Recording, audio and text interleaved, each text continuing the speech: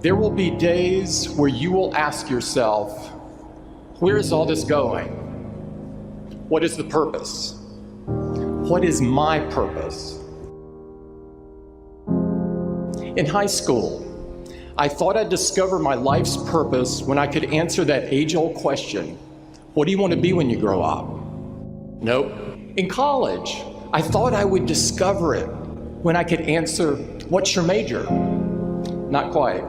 I thought that maybe I'd discover it when I found a good job. Then I thought I just needed to get a few promotions. That didn't work either. I kept convincing myself that it was just over the horizon, around the next corner.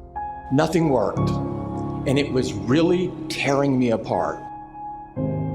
Part of me kept pushing ahead to the next achievement, and the other part kept asking, is this all there is? I've often said that I wished people could realize all their dreams and wealth and fame, and so that they could see that it's not where you're going to find your sense of completion. I realized one night in LA that the purpose of my life had always been to free people from concern. I can tell you from experience, the effect you have on others is the most valuable currency there is. When you work towards something greater than yourself, you find meaning, you find purpose. When you keep people at the center of what you do, it can have an enormous impact. All life is interrelated. We are all bound together into a single garment of destiny. But under the sky, under the heaven, man, there is but one family. It just so happened, man, that people are different. That's the only thing that's important, really. Letting each other know we're here, reminding each other that we're part of a larger self. Deep inside of you lives a hero who wants to do something great with your life, who wants to inspire other people, who wants to do creative work, who wants to change the world. Maybe you're so numbed out that you've forgotten who you truly are. The fact that you are alive today means there is a mighty call on your life to do something with the rest of your life. When you're convinced that your cause is right, have the courage to take a stand. Use your minds and hands and your hearts to build something bigger than yourselves. If you see a problem or an injustice, recognize that no one will fix it but you. A change in the world that seems so clear that you are sure someone else is going to do it, but they're not. You will. Ideas don't come out fully formed. They only become clear as you work on them. You just have to get started. How will you serve the world? What do they need that your talent can provide? That's all you have to figure out. I want to do good. I want the world to be better because I was here. I want my life, I want my work, I want it to mean something. If you are not making someone else's life better, then you're wasting your time. When you wake up in the morning and your life means something to somebody other than you, that you have a purpose. If you don't go do the things that you're going to do, people's lives will suffer. To live in service, not to you, but to live in service to humanity, to live in service to your family, to your church, to your city, to your country, to the world, that is the purest form of joy. Tear down that mirror that makes you always look at yourself, and you will be able to look beyond that mirror, and you will see the millions of people that need your help. Reaching out and helping people will bring you more satisfaction than anything else you've ever done. Measure your impact on humanity not in likes, but in the lives you touch. Not in popularity, but in the people you serve. There is so much out there conspiring to make you cynical. People will try to convince you that you should keep your empathy out of your career. Don't let that noise knock you off course. I found that my life got bigger when I stopped caring what other people thought about me. Yours will too. Stay focused on what really matters. When I look around, I always learn something, and that is to be always yourself and to express yourself, to have faith in yourself, to express oneself honestly, not lying to oneself, and to express myself honestly. That, my friend, is very hard to do. Everything you gain in life will rot and fall apart, and all that will be left of you is what was in your heart. Don't let anything stand in the way of the light that shines through this form. Risk being seen in all of your glory. You are ready and able to do beautiful things in this world. You will only ever have two choices, love or fear. Choose love, and don't ever let fear turn you against your playful heart. Many things can contribute to our not approving our dreams, our not feeling good enough. A lot of things can contribute to that. Many of us never live up to our potential or don't approve ourselves because we never had anybody to believe in us. Looking at some of the things that keep us from approving ourselves, that we've all done some things that we don't feel good about. Things that if we had to do those things over again, we would not do those things, or we would do things differently. So part of what we must do in order to begin to move into your greatness, you got to remove a major energy block, and that is dealing with the issue of forgiveness. People that have hurt you, someone who's done you wrong, make a list, and things that you have done that you feel bad about, that you regret, make a list. Maybe a time when you weren't a good father or a good mother or a good brother or sister, or you were a bad child, or you didn't do a good job, or you lied, or you were dishonest, or you stole. No one knows this but you, or something you feel good about, so there's a real dog in me to do that. Something you just really regret. So we make a list of all those things. All of us have some of that. Somebody said there's some good in the worst of us and some bad in the best of us. So none of us escape. Now here's something I want you to do. I want you to become involved in an active process to get some clutter out of your life. So if there's any area in your life that you need to clean up, there's some people who's cluttering up your life. They serve no purpose whatsoever. They're just holding and occupying a space that somebody useful, positive, nurturing, and contributing could be holding that space. You don't even have time to look to see what else is out there because you all have all of these people surrounding you that's not enabling you to grow. So look at what is it I need to get out of my life. Just start cleaning this stuff out. See, whatever you have in your environment is a reflection of your consciousness. So you got all that chaos there. That represents some disorganized, cluttered section of your mind. So let's get all that out of there, all right? Work to get that out, clean that up. Anybody that you feel very strongly about, have some negative feelings about, let's look at some good reasons to forgive them. Number one, you must try and see what has happened or see things from that other person's point of view.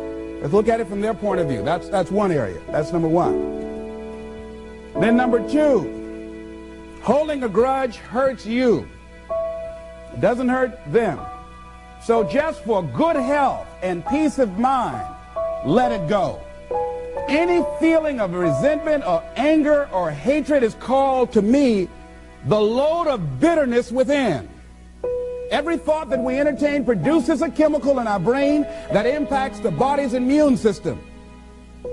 And besides, this person you're hating, they probably are not even aware of it. Don't even know you're really hating them. You've turned up the steam.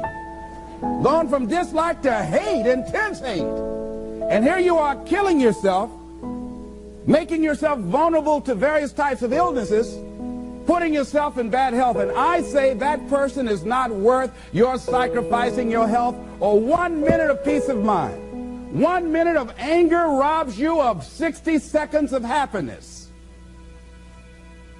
So decide it doesn't matter. Let it go. and experience the dignity and the magnanimous sense of character of being big enough to move on and get on with your life, letting it go so you can grow. See, all of us have greatness within us. But when you don't come to grips with your greatness and you don't work to develop it, if you're not seeking it out, if you're not finding where it is, if you're not trying to locate it, if you're not experimenting with your life to try and find out what fits for you, I'm saying that you're positioning yourself to be a miserable person, an unfulfilled person. How else do we do it? Procrastination. We just put things off over and over and over again. Why? Because we haven't accepted it. We don't feel deserving. We don't feel that we're good enough. So we sabotage ourselves by not ever taking care of business. We get real busy doing a lot of things where we don't have any time. We start doing so many things, we just give our time away until we don't have any time for ourselves or any time to do the things that we want to do.